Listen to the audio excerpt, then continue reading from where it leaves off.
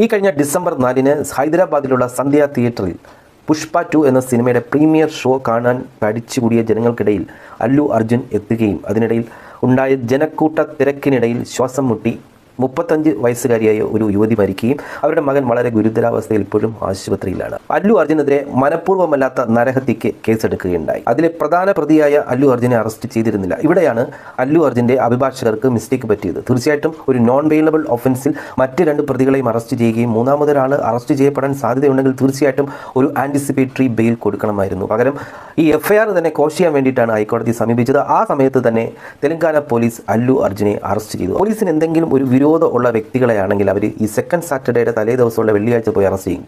അതായത് non bailable offence ആണെങ്കിൽ magistrate ജാമ്യം കൊടുക്കാൻ യാതൊരു സാധ്യതയുമില്ല. പിന്നീടുള്ള തുടർ നടപടികൾ നടക്കണമെങ്കിൽ അടുത്ത പ്രവൃത്തി ദിവസമേ പറ്റുള്ളൂ. സത്യം പറഞ്ഞാൽ അല്ലു അർജുനെ തേച്ചതാണ്. FIR കോഷ് ചെയ്യുന്ന വിചാരണ ഹൈക്കോടതിയിൽ നടക്കുകയായിരുന്നു.